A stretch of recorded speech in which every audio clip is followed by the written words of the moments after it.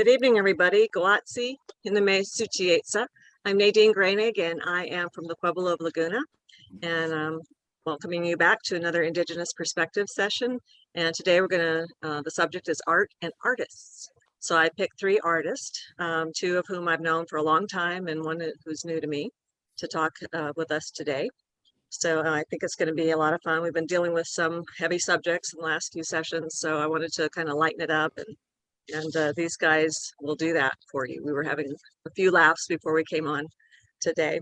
But I'm also the Tribal Outreach Coordinator for Save Our Schools Arizona, and Save Our Schools Arizona Network is the sponsor of Indigenous Perspectives. So we have them to thank for this.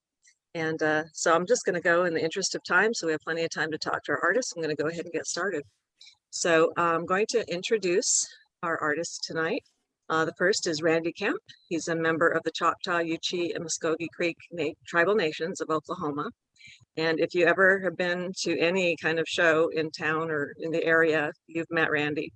He currently holds a position at Arizona State University as, oh, no, he doesn't. You retired, right, from Arizona State University? Yeah. But you were there about 30 years, okay, Mm-hmm. in the facilities management campus signage. He's a graphic designer, environmental graphic designer, and he's an alumnus of the Catherine K. Herberger College of Arts at Arizona State University in Tempe, and the recipient of a Bachelor of Arts degree, Fine Arts degree, specializing in painting and printmaking. Before coming to ASU, Randy earned an Associate of Arts degree from the reputed, if I can say that right, Bacone Junior College in Muskogee, Oklahoma. There he studied under the artistic leadership of prominent American Indian artists W. Richard West, Sr., Solomon McCombs, and Ruth Blaylock Jones. Randy is a noted artist in the contemporary American Indian art world. He is a multidisciplinary artist whose body of work includes painting, printmaking, installation, music, and performance.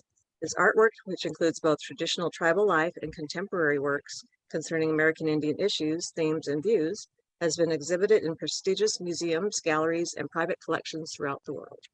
So that's Randy Kemp, and we're done now. He's looking at his watch because that took too long. Yeah. I'm reading as fast as I can. Okay.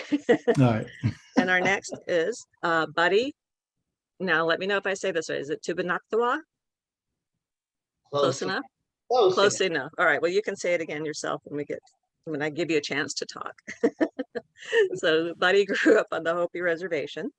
A painter and a carver, he is well known in northern Arizona among collectors. He has won a number of awards for carvings and paintings, which have been displayed at the Museum of Northern Arizona, Arizona State Museum, Charlotte Hall Museum, and the Arizona Woodcarvers Association. Buddy works in the old style of carving, painting, and adornment, drawing on a rich heritage of decorations and shapes, some dating back more than 400 years. I didn't think you were that old. Anyway, at the same time, he is one of the new generation of carvers who moves away from traditional styles by adding movement and intricate details through the creative use of electric tools. Deeply rooted in Hopi culture and tradition, he has developed a style and a flair that is uniquely his own. Whew. Okay, now on to Jacob. Jacob Matters is, and I'm probably not going to say this right either, is of the Machupta and Maidu Indian tribes of California. All right. Got it. He is an assistant professor in the new College of Interdisciplinary Arts and Sciences at Arizona State University. He possesses a Bachelor of Fine Arts degree in painting with a minor in printmaking from Savannah College of Art and Design and a Master of Fine Arts degree in printmaking from Arizona State University. In 2011, Jacob established Warbird Press, a fine art printmaking studio that he operates as the master printmaker in Phoenix, Arizona. His work focuses on altered perceptions of place, culture, and identity built on the assimilation and homogenization of Indigenous people. This work often ties into current issues faced in Indigenous communities. Jacob has exhibited his work at the Museum of Contemporary Native Arts in Santa Fe, New Mexico, the Corcoran Gallery of Art in Washington, D.C., the Heard Museum in Phoenix and Scottsdale, and Mesa Contemporary Arts in Mesa, Arizona. His work is also collected by major universities and other institutions in the U.S. and internationally. So welcome panelists. It's really great to have you here. So I'm going to work backwards now and give Jake a chance to introduce or say a little more about himself that I may not have covered. Hey tunanim, winem leda, basa honimem, and yeah, winem kalu. Good evening. My name is Jacob Metters. Yeah, you covered it. I mean, I don't want to spend too much time. We've got such a long list of questions and discussions to get into. Yeah, you covered enough, I think. You always just say hello like you did. So, okay, buddy. Yes. You're next. Say hello.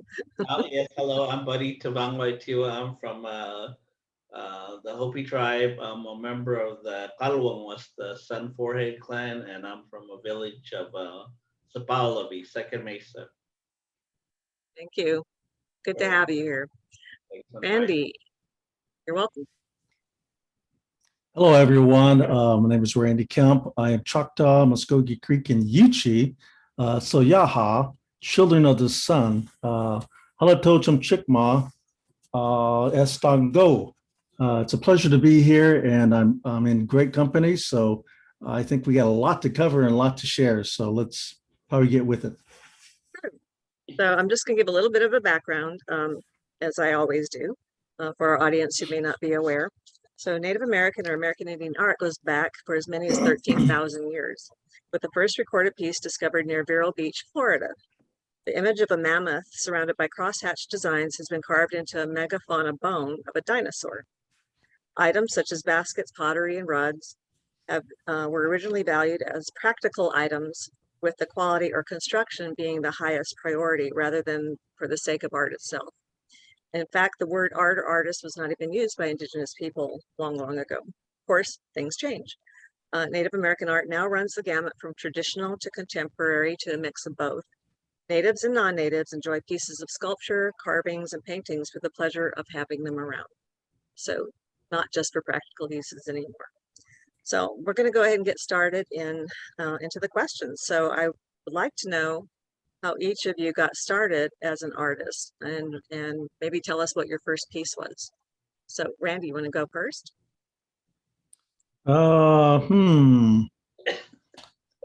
Yeah. Come out of the womb, painting. Oh, yeah. Well, actually, I grew up in Bell Gardens, California, East Los Angeles area, and we didn't have much opportunities, I guess, to express art, although there was an abundance of art around Los Angeles. I mean, graffiti, tagging, and some other things. But my brother, Fagan Joseph, he would kind of draw some encampment scenes on our back walls. And I would like go in and do shading and lighting with that. And I was just kind of following through with what he was doing. And that was how I got started. I mean, it was like school without tuition for me. And that's the best kind. Yeah. And I think that's probably where I learned, try to get, I would call my first piece in the sense of all of that. But yeah, it was interesting and trying to find your opportunities and things like that in that neighborhood in East Los Angeles. But I do remember, here's what I do remember. I did win a poster competition for pollution. The thing about that was the teacher called my house to congratulate me. And my mom said, well, he should be at school. And I was actually found out at the Boys and Girls Club working on another art project. And I missed that day. So I got in trouble for that. But it's been like that ever since. So. Okay, a mix of good and bad. You won an award, but you were truant. Okay. Yeah,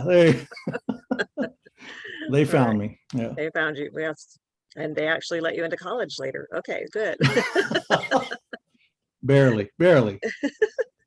Okay, so all right, Buddy, you're more of a traditionalist, I would say, than maybe Randy or Jake are.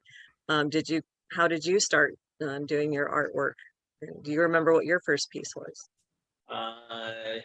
Yeah, I remember. Well, I was born here in Phoenix, and then I remember my dad. There's 8 of us. He took us all up to the Hopi reservation, and he started to build our house. So all of us were staying in a little 2-room house with 2-room with my grandfather until they finished our house. But they kind of went through some crazy times and split up. So my mom took us all to Sapalavi, Second Mesa. And then, I don't know, I like to talk too much, I guess. And back then I didn't speak my language or understand my language. So every night we'd sit around this little Coleman lamp and I'd be clowning around, messing around. They'd be getting mad at me. And finally, my mom gave me some paper and she said, just be quiet and draw. Be quiet, don't say nothing. So I said, okay. So I started doodling, and then I went to school and somehow some extra paper ended up in my backpack. I don't know how, but it's in there. But I remember taking that paper home and every evening, we gather around that little Coleman lamp and I just draw. I just draw things that I'd seen, some of the ceremonies that I seen. I got in trouble a couple times because the ceremonies up on Hopi are some of them are closed and they're all sacred. And I was putting down paper, so my mom started telling me, you can't draw that, you can draw that, that's okay. So that's how I got into my drawing. But I'm the youngest of 4 boys, and my dad was a really good carver. My grandfather carved, my other brothers, they all carved.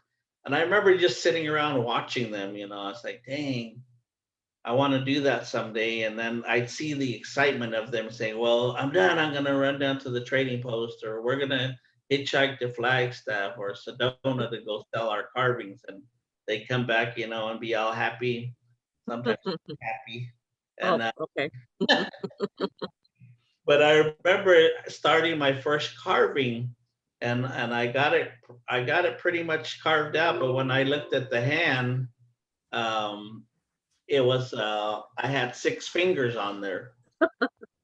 And they all got a good laugh. I told my mom, she got after them, but I finished the carving, got it all painted. My grandfather was so proud of me. He said, let's go sell it. Let's go to the trading post. So he saddled up the horse. We took my carving to the trading post, and I got $40 for that carving. Wow.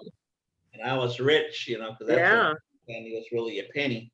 So they gave me $20, and then the other 20 you had to trade out in groceries. And after that, I just started carving. I was addicted. Went on from there. Yeah. Well, that's wonderful. It's a great story. Thank you. So, Jake, you want to share how you got started?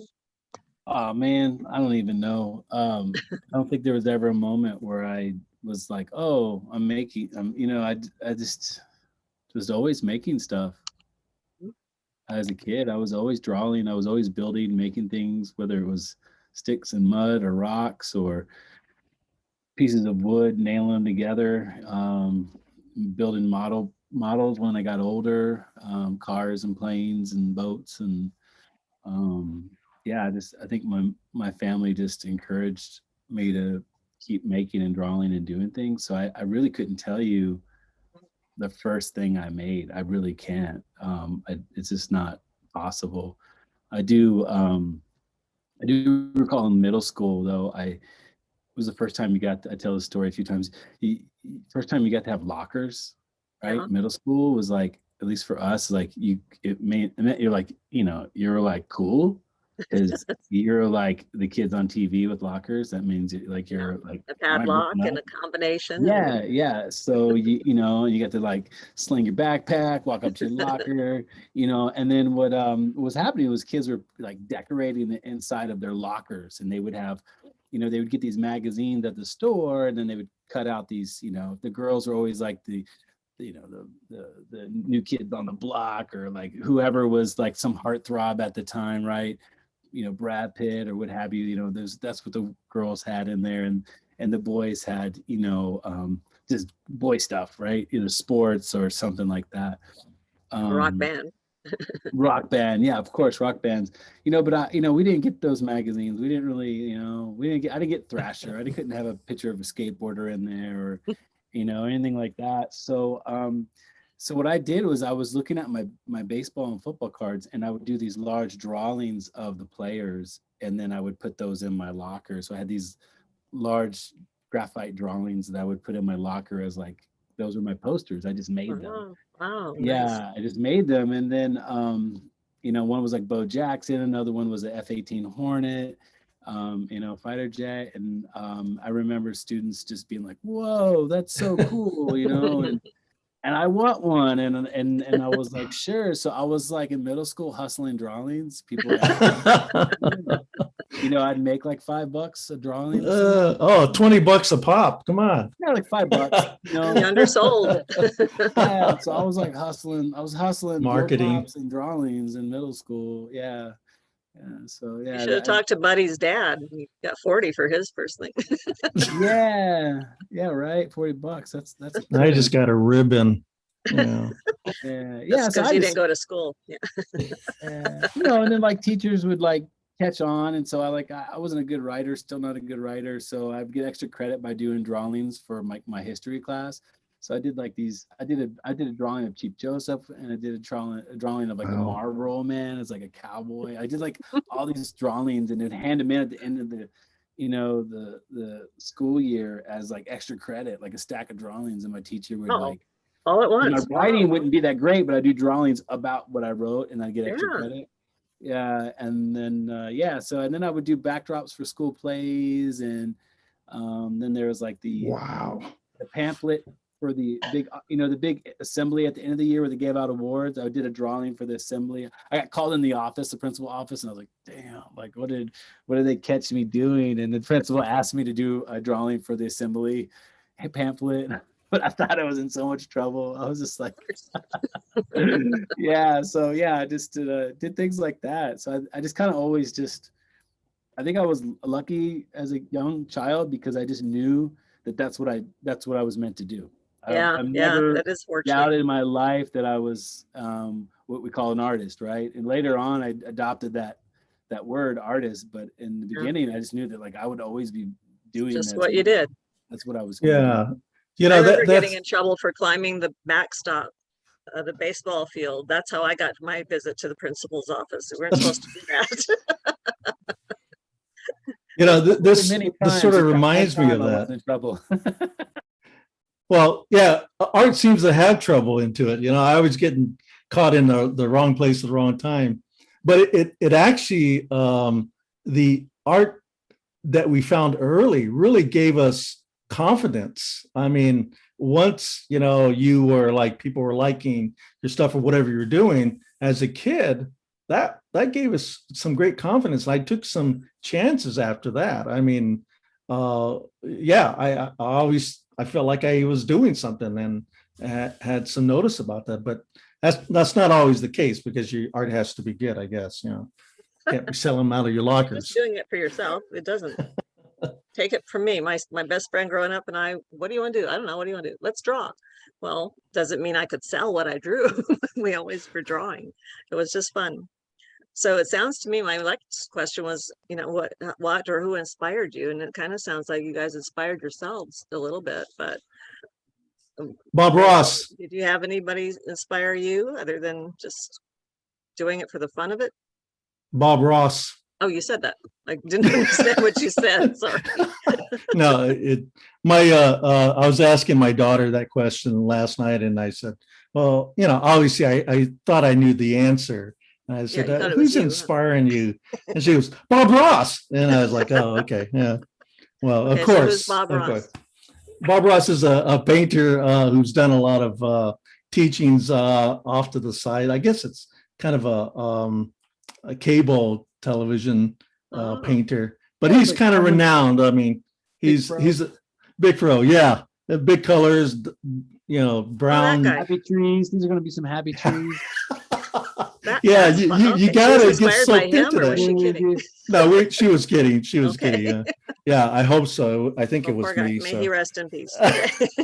no, I still have to go back to, fortunately, I had my brother, who was older than me, who was always encouraging about what I was doing and following me, and it still does today, just really encourages me to keep on shooting for whatever that elusive star is. And he's really the impactful person because although his style was from the streets of Los Angeles, there was a different kind of style there that was kind of born out of that city. But it was important. It was important. It was something that he gravitated to and kind of made himself in that way. He didn't become an artist per se, but he drew a lot that I was always engaged in with his work and stuff. So yeah, I really appreciate him for helping me and supporting me. So he's probably the one person that really has engaged me to that. So That's great. Well, and yeah, Buddy is from what you told us already. I would it was your older siblings, your brother. I mean, your father, grandfather. You know, Yeah, so that's a lot of it. I got a lot of it from my older brothers and stuff. But when I could do the carving, but my downfall was painting the Katsina dolls because you can't. It's just not a flat surface, and I was all nervous and I was all squiggly. So I'd paint what I could, and then they would say, "Well, let me go ahead and straighten the lines for you and stuff." But as I moved up to Utah to go to school, I kind of went through some hard times when I lost my mother, oh, and I was just going through some ugly times, and I wanted to give up on everything. And I remember my art teacher, Jeff Lane. He talked to me, and he said, "You can't quit school. You can't leave. You can't drop out. You can't." And so, yeah. You don't know what I'm going through, type deal. And I remember my grandfather getting a letter from school saying that I didn't have enough credits to graduate. And my teacher, Jeff Lane, he said he wanted to talk to me. So I thought, oh my God, here we go again, another lecture. So he said, I'm going to help you. We're going to get your credits so you can graduate. So he got me to stay in school. He got me as a art one, art two, art assistant, everything, everything was art. I think I was the only senior that year in that whole school that went all day. But he kept me in school, and I did graduate. And I think it was like years later, he kept coming to my mind because as my art progressed, this same question would come up, like who inspired who. And I remember I was in my other life, I was a bill collector and I had access to some information, so I hunted him down, and I thanked him for everything he did for me. He had no clue all these years that he was the one that saved. I guess you could say he saved me, because I gave up. I gave up yeah. on. I lost my mom. I didn't want to go on. I didn't know what to do without her. So that's he was very touched, and I don't know what happened to him then, but as far as my carvings, a lot of it is just more. I think a lot of it was pressure from my brothers. They laugh at me, and I said, "Well, I had the attitude of I'm going to show you. I'm going to fix you." So what I would do too is go to these different museums, these shops that had these really super nice carvings. And I asked the manager, "Can you bring me that Kachina doll? I want to really look at it. I want to see it." So they bring it to me, and I kind of make a mental note of it. And I was up in Northern Arizona Museum at a show, and this guy, he's a Hopi carver, really good carver. His name was Lowell Talashoma. Uh, he passed away, but he's the only Hopi carver that really ever sat down and said, "This is what I do. This is the gouge I use. This is the knives that I use. This is how I do this technique. This is how I get the folds in the blankets or the capes or whatever." So I'm really grateful to him too, because it seems like it's really rare that some of these, I don't know, I guess fellow artists will, give you some of their, I guess their secrets to Techniques. And, their paintings, and it's like I was really grateful to him that he did that that. is, that's very generous. Yeah, these are good stories. So I want to make sure that we get some actual examples shown of your work to our audience. So I'm going to skip to the next question, which is how you would describe your work to a non-native. So we were kind of joking before we started, so how would you describe your work, period? Because your work, each of you, now, Buddy, you're more traditional, but people don't necessarily know the difference between kachinas and what they mean or what they represent. So that would be different from maybe Randy or Jake, who incorporate, maybe blend a little bit more of contemporary kind of subject matter or techniques or imagery with some traditional as well. So let me go ahead and, yeah, there you go. So can you see which doll we're showing? Yeah, that's the Wiaktai, what they call that, the broad forehead Katsina. That particular Katsina, they usually come in pairs, and when there's a procession going on, a line of Kachinas, one will be in the front, one will be in the back, and they kind of keep everything moving. And what he carries in his hands are yucca whips, and if the crowd gets too close or people don't move, they'll kind of use those to push them back. But he's also known for curing too. If you're having like aches in your leg or your arm or your back, and you pray to him and you give him your cornmeal and tell him where you're hurting, and he'll kind of touch you with those yucca whips. But again, you really got to have the faith. You got to have the knowledge of what he can do for you. So that's what he's also known for too, is curing. And are there some kachinas that you can't or not allowed to actually depict in this way? Yeah, they told me a while, I mean, from the get-go, they tell you don't carve any kind of snakes, don't carve any kind of snake dancers. I think a cloud katina. Yeah, there's several katinas that they tell you cannot carve. And back in the day too, sometimes people would offer you money. They go, I'm not going to show anybody. It's going to be from my private, they kind of say, oh, okay, I'll give you this. And I know, and well, I'll give you this. No, I don't want it. It's not worth it. It's not worth risking, what might happen. So I never did it. Yeah. Okay. Well, I noticed there's a snake on here, but it's okay to draw one or paint one. Yeah, that's the kilt. That's part of what they wear. So, I mean, you just can't come right out and carve one. I mean, you can, whatever, what they're wearing. If it's the snake on there, then that's okay.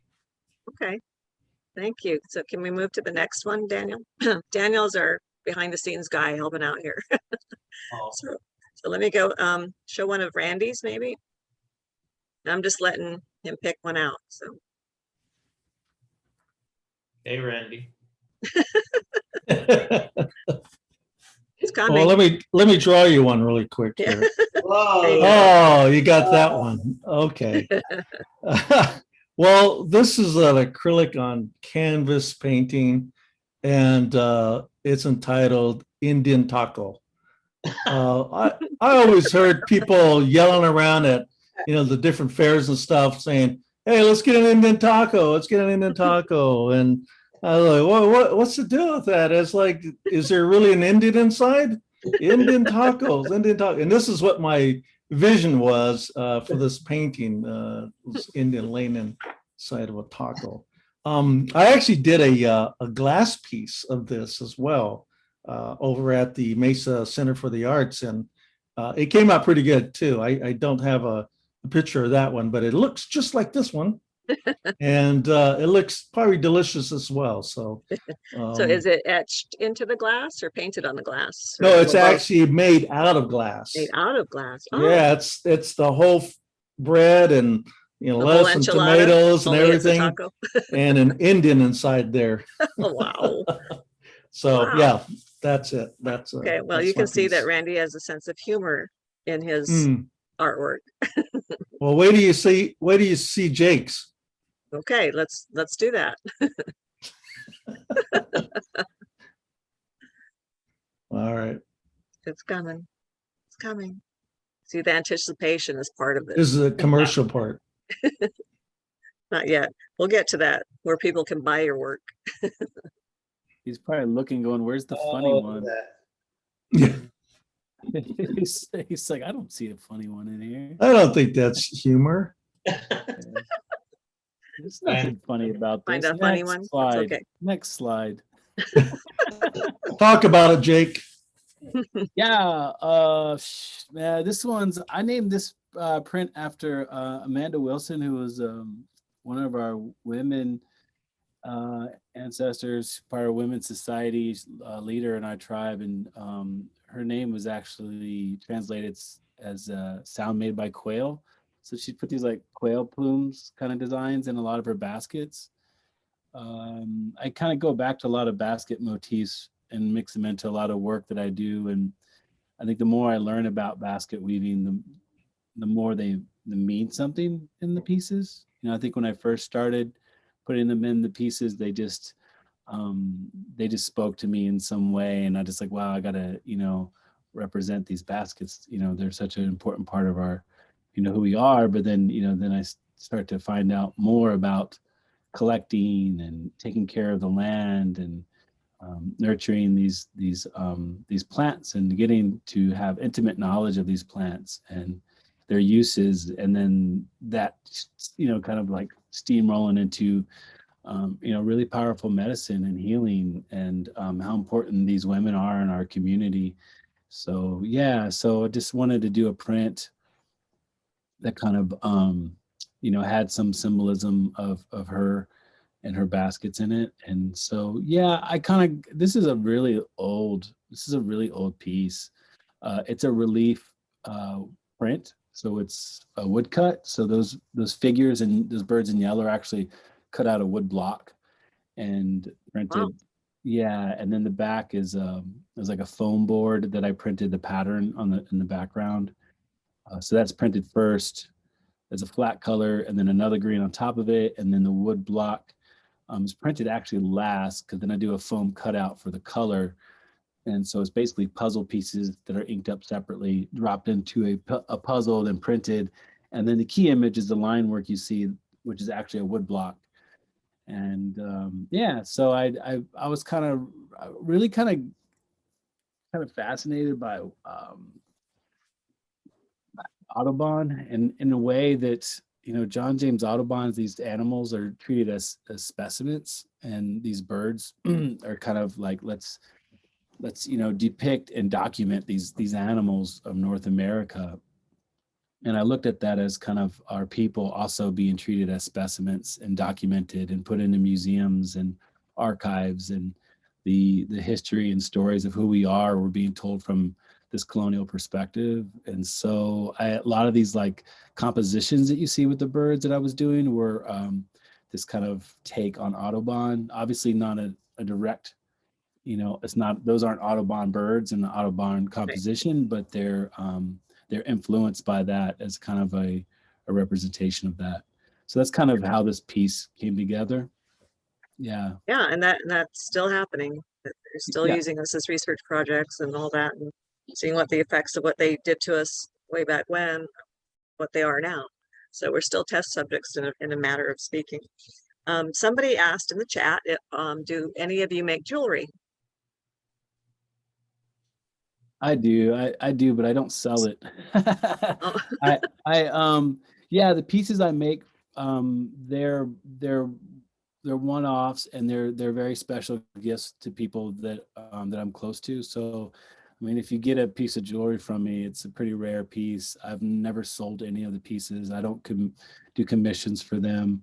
I've done some silver work. I also will do some woodwork. So I've created some cuffs and things out of where I've turned them on a lathe and shaped them, and then and laid them with like abalone and things like that. So Oh, sounds beautiful. Yeah, so there's all kinds of jewelry that I've done, but they've always been just as gifts.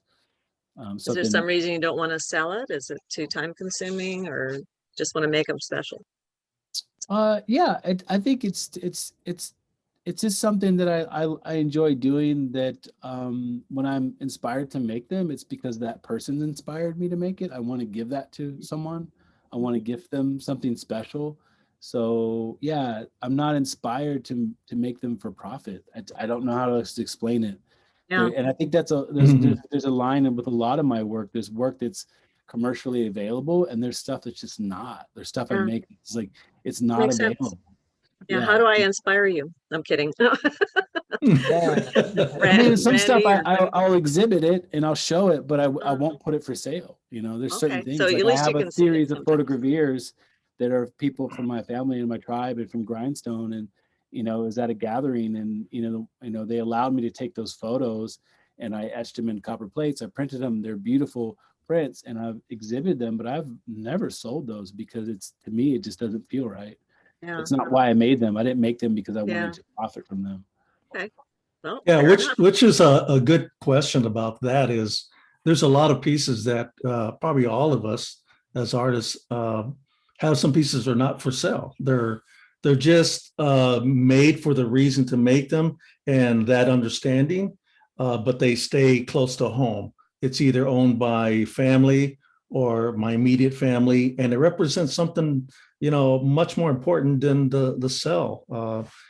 You just can't part from that because it has a different kind of importance of it. So I like that kind of scenario that Jake puts up for that. And you're right. You have to be inspired. I mean, it's a lot of work that uh, puts you involved with this piece longer than anything has ever taken, and you try new things with it, but it's so special as you finish it that it doesn't leave your home or it's not for sale for that reason. So yeah, I like that. Understand Well, that. Yeah. it's Got your about heart and soul in it. relationships too, right? It's about relationships. I think Randy, what you're kind of getting to, it's like we build these relationships of reciprocity and love and time.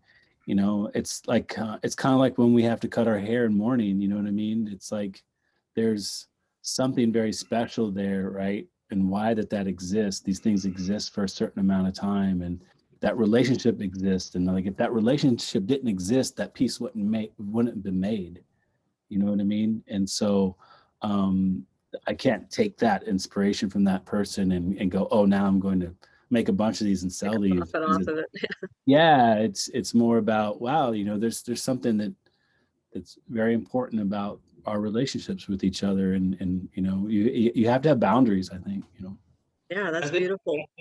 I think a lot of stuff that like I don't want to sell them, but I also I don't know, I do something and they're really meaningful to me. They're real powerful to me. So I'll give them to my family for like birthday, Christmas, like Randy, like he said, I keep it close to me. I keep it close to home. And there's several pieces that I have too that I just keep hanging on to. People, why don't you sell? Why don't you sell? I said, I don't want to sell it. It's not for sale. I want to keep Leave me alone. Quit it. asking. That makes a lot of sense. It just seems like you do something, and I do like a million pieces of art, but there's always that several items that you do that you just like, I don't know, it hits home with you somehow, and you Mhm. don't want to get rid of it. You want to keep it. Yeah, I can understand that. So let's show another piece of Buddy's carving, their example. You sent these to me, so you must like them.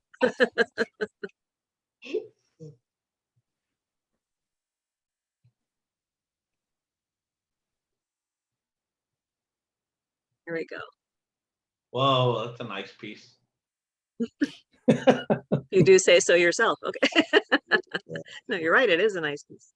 Yeah, So, that one is the Hanuman. That's also carved from the dead root of the cottonwood tree. at first, Mesa, the young ladies, the little girls, this is the first carving that they get when they're little, they're newborns. But at our village, we get a carving or a little doll called a Haiiwiti. So the two villages, they kind of differ from each other, but this is just a carving that the young girls get for their first carving that they get when they're born here. Something happened to my screen. It's Okay. too long. So we got Randy moving around back there, but that's okay. So like I said, I've known these guys a long time, except for Jacob, who's up there. So I teased Randy a lot and Buddy.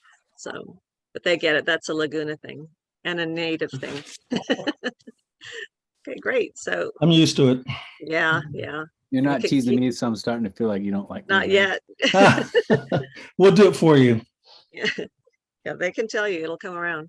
All right, so let's see another piece of Randy's. Thank you, Buddy. And Daniel's Oh, picking man. these, you know, It's all need a drum- random. the drum roll.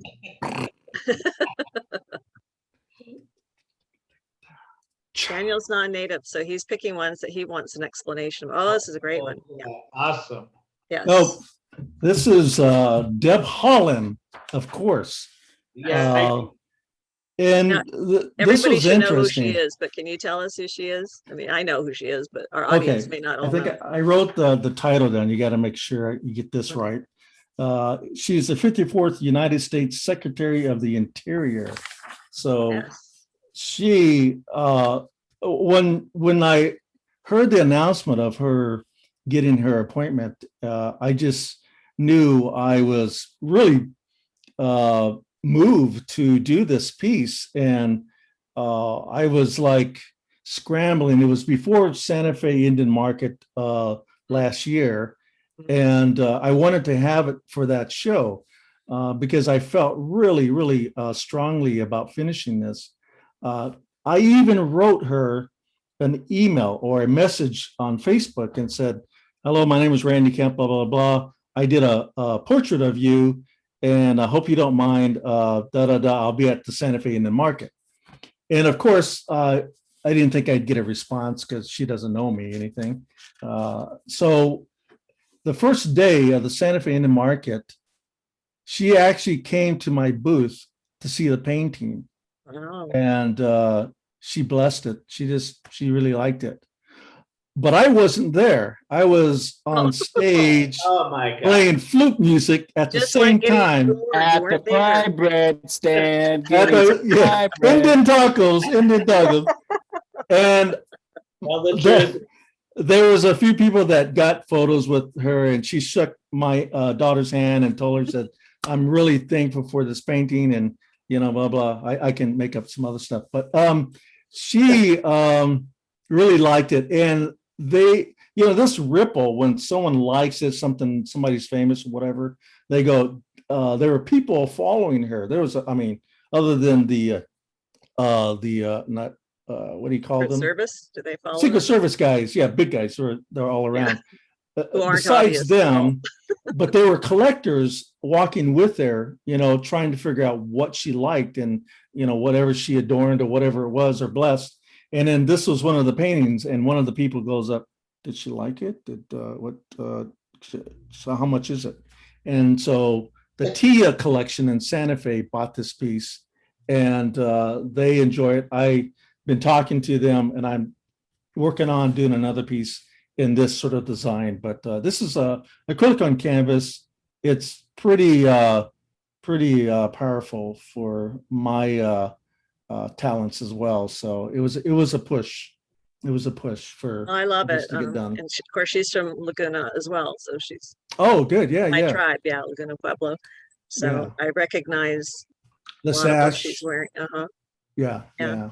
Yeah. I can imagine job, like Randy. everybody following her at Indian Market was kind of like everybody following Tiger Woods at the Masters. Yeah. The sea of people just like all Yeah, around, yeah. like all around Deb, like Yeah. just imagine it. And Yeah. No, they all follow Randy. Yeah. Oh, when he's playing his flute and he's like the Pied Piper. What is he like? What does he want?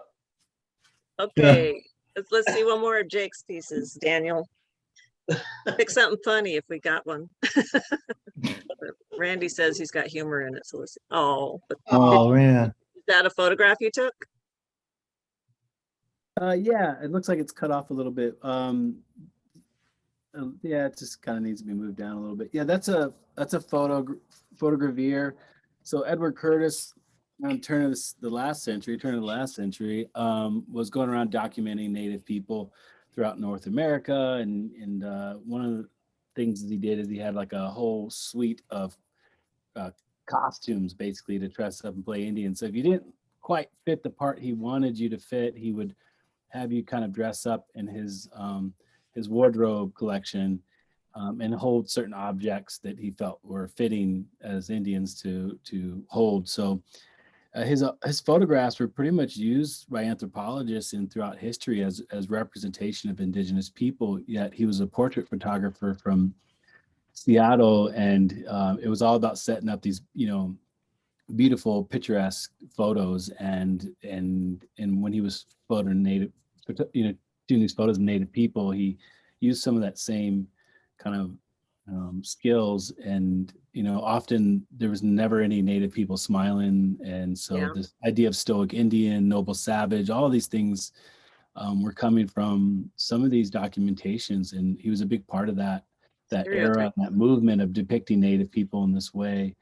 And so, I studying him and his work and its effect, people would look at these objects and correct Native people on their riggings or their regalia and things that they did, saying, well, no, like, here's a photo of someone from your tribe. This is not what they're wearing, or this is not what they're holding, so you can imagine being corrected by outsiders and institutions and people that with these degrees that revered these photos and used them as proof, right? Because photography, just like video and things like that, they become proof, right? If you don't look at them with a very critical eye and really understand the process and where they come from and who took them and the motives, if you don't have all this critical thinking behind it, then they just become proof. And so I wanted to after doing a lot of research about Edward Curtis, I wanted to do these images, and this process is called photogravure. So it's about etching a plate with a photo image, inking it and printing it. It's quite a laborious and very technical process. Many people don't do it. But that's one of the processes I've learned and mastered, as a printmaker. And I studied actual prints of Edward Curtis. ASU had a bunch of his prints in their archives. So I would go and take samples of my inking.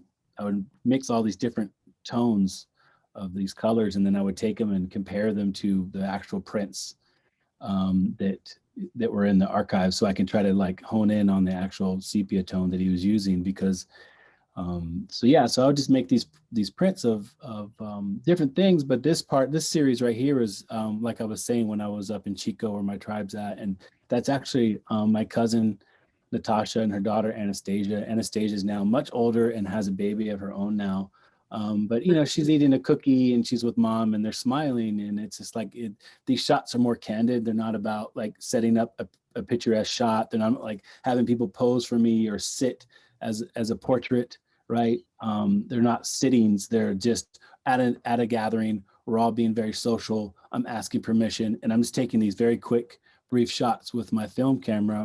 It's a Hasselblad medium format camera, and then I got to develop them, and then I got to create a gel, and I got to transfer the photo onto the gel. Then I got to transfer the gel onto a plate, and then I got to etch the plate, and then I got to ink the plate, and I got to print it, and all these varying factors. Quite the process. Everything. I mean, the water quality, the humidity, all these things matter in this process to get a result that you're looking for. But so it was important for me if I was going to kind of critique him, to actually use the 19th century photo process in which he actually used. And so that's really interesting. So just looking at it, nobody would realize how much went into that, how much thought went into it, kind of the point you're trying to make without kind of having to do what you just did, explain it to people. Yeah, there's very few people that understand some of these processes that I use, like collotypes and photogravures. They don't understand how rare it is and how few people actually do this anymore. So, and with that, comes the people, a lot of people just don't know. They just look at it and it's, oh, it's just a print, it's just a photo. They don't really understand the historical reference and significance of that process. But I tend to geek out and do a lot of very old process work, so yeah. Okay, well, thank you. That's great. Nice to know that. So it's great to hear the meaning behind your pieces, because like I said, you just look at it and you say, oh, that's a nice photo. And that's maybe the end of it. So let's see, we've got about 10 minutes left. This hour is going by really quickly because you guys are great panelists. So you're talking about the process. It's a lot of work. Obviously, you're passionate about it, or might not be willing to put in all that work and effort. So do each one of you, now I may already know the answer to this question, but I want our audience to know, are each of you able to make a living as an artist? And what, I'm going to do a combination question here. Are you able to make a living as an artist or related to your art? And what would you tell an up and coming artist, somebody who's interested in doing that for a living? I'll start with Randy. Oh, words of wisdom. Well, when I was a kid, no, I absolutely can make a living. I have been making a living as an artist, and the job that I even had at Arizona State University as an environmental graphic designer was because I was able to use my artist background. When I started at ASU, there wasn't a lot of computers and technology yet in place. So a lot of the things that we did was hands-on. We actually had to paint the things that were for the school. We had to do silk screening for multiple images.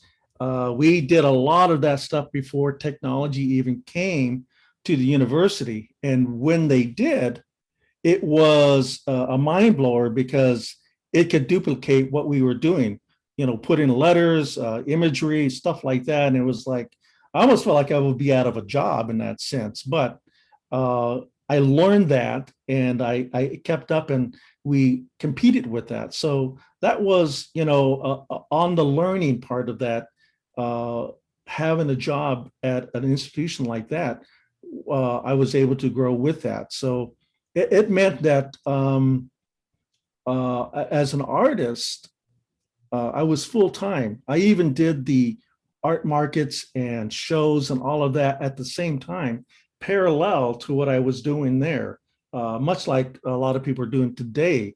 But I knew that I took care of my family. I knew that the things that I was doing was meaningful, and I could give my children opportunities to get involved with the process as well. I didn't know they were going to be artists, and I don't know if they would say they are, but my daughter is a jeweler or a silversmith, printmaker. My son he works in music technology. He's going to school at San Francisco Art Institute. These are things that kind of spun from what I kind of grown out of what my work was about. Now, So what advice do you give them? Yeah, well, what I would give them, and I give this to my own children, is that it's about absorbing everything about art. It's not just one thing. It's not so much learning one thing as well, because I want them to see as much as they can this array of art disciplines. There's art disciplines, there's cross-cultural disciplines, all these things kind of help us to understand at some point they will learn to have a passion about what they want to do. But I give them a lot of things about that. And that includes music, arts, different dance, and all of that kind of stuff that's involved. And I want them to see what's out there first in that sense. And so I raised my kids to sort of absorb that. And I would give that advice to up and coming artists as well. Whether it's about education, whether it's about learning from your peers or from your tribe and your people, all of that is important. And don't quit anything in school because it's all relative. Math, science, all of this stuff, engineer, it helps you to learn. And if an artist is what you're going to do, you'll find out. That'll be your passion. If not, it's something to the side as well. So not a bad thing. Okay, thank you. Those were wise words. Oh, Whoa. Buddy, you got any wisdom for us? I don't know if they're as wise, but I'll try. Do you Yes. make a living as an artist? Yeah, I started out at the Heard Museum as a demonstrator. Oh, As times progressed, people started commissioning me to do carvings, and the list got a little bit longer, and one of the ladies down there was the demonstrator also. So she encouraged me. She said, "Why don't you just go full-time artist?" And I said, "I don't know. I've never done this before." And it was kind of scary. So I talked to my friend, and she said, "Come over. We'll work out a budget." So we worked out how much like rent was, my car payment, my insurance, all that other good stuff. And then she asked me how much I made off of my artwork, and I told her that. She goes, "Oh, you'll be all right." So in my other life, I was a bill collector. So I went and told my boss, I said, "I'm going to give you my 30-day notice. I'm going to go full-time artist." He had a few choice words, and then after he calmed down, he said, "Well, you know what, buddy, you're welcome to come back if things don't work out." So ever since then, I never turned back, and things just, I don't know, I just kept challenging myself, and it seemed like I was always in the right place at the right time. I got involved with different, like the Trail of Painted Ponies. I mean, there are these different art venues, I guess, that put me in different places, and it's like now I do sandblasting. I do skateboards. My decks are on display in New Mexico. I do the paintings. I do T-shirts. I do custom hats. I mean, it's evolved into a lot of different things, and a lot of the stuff that I do, it's just like a personal challenge. When I see something, I say, "How did you do that?" And they'll explain it to me. So here I am, off and running. The only thing that I really fell on my face hard was as a jeweler. I said, "I'm going to be a Hopi jeweler." So I went and bought all this silvers, solder, whatever it was I bought. I don't know what I bought. But I tried doing that, and I melted all my silver, got all mad, gave it all away. But with somebody, people have asked me about that, if you have, as much love for it as I do, you focus on that, you don't get distracted, you don't get discouraged, because there's several people that say you can't make it as an artist, you're not going to make it as an artist. But so far, I'm going on 50 something, and I'm doing okay, I'm doing all right, and it's like, now my son Travis, he got into the art, and he does some beautiful paintings. And it's like I encourage him to, and he's taken off in a whole different way that I would never have even thought he would go. But his paintings are outrageous, yeah, I've seen some of them on Facebook that you've shared. So if somebody wanted to buy your art, where would they go? Yeah, are you for sale? I do a lot of my sales on Facebook. I have an Instagram. I have a website, Hopi Carvings and Paintings. And it's just a lot of these, I guess, word of mouth. When people see my work, this internet is crazy because I just posted some stuff, right before we went on. And people are contacting me from Alaska, asking me about these, stuff that I just posted. But a lot of it is just, I think what it was too was like COVID. When COVID hit us, I mean, they shut us down. I couldn't go to any shows, couldn't go to any powwows. I mean, I was here. So I panicked for a while, asked my other fellow artists, "What are you guys doing? How are you making the ends meet?" And so they told me about this internet thing. And my son sent me up a Facebook, Instagram, and I was addicted. So after that, I Good. started posting anything and everything. Okay, great. Sorry, Jake, we have no more time for you. I'm just, see, I'm teasing. You're a part of the group now. She's picking on you. I like that. We actually are out of time, but I'm going to go over just a little bit because I put in the chat, but our audience is on Facebook Live, so they're not in the Zoom. But I did want people to know where they can go to buy your art. And I'm assuming, well, yeah, you do sell it. So jacobmetters.com is Jake's website. So that's his name.com. That's easy. And then Randy, yours is TZOYAHA.com. No, it's no longer that one. That's Okay, an what old is one. You're, Yeah, just it's tell everybody. indigenous.artmachine.com. He had too many Indigenous art people machine. going to that website. He had to cut down the traffic and change it. So he just cuts them off and starts over. Okay. I was afraid of Buddy. He's a bill collector. So No, no more. Yeah. I dropped You have off. to be intimidating. Okay. And then you just said yours indigenousartmachine.com.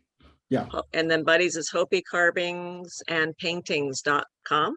Yes. Okay. I And always tell people, if you just type in my name, oh my God, everything comes up.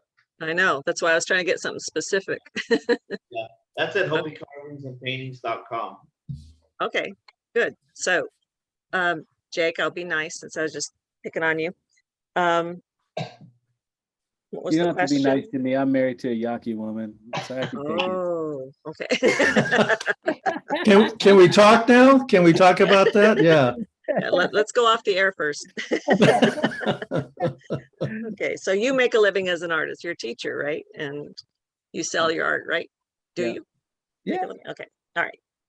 Good enough. All right, so I really enjoyed this hour with you guys. I know our audience did too, or they will, because we do record this. We don't get a lot of people on the live Is there session, any but Q&A? Is there any questions from anybody, or? I didn't see anything else in the chat. So that was about the jewelry was the only one that we saw. So, and but yeah, I mean, you can, I'll send you the link and you can send it out to anybody you want to. I send it out to like my listserv, Save Our Schools saves it out to their people, and that's where we usually get most of the views. And then if anybody has any questions, we can pass those on to you guys. So Give a shout out to my my support team.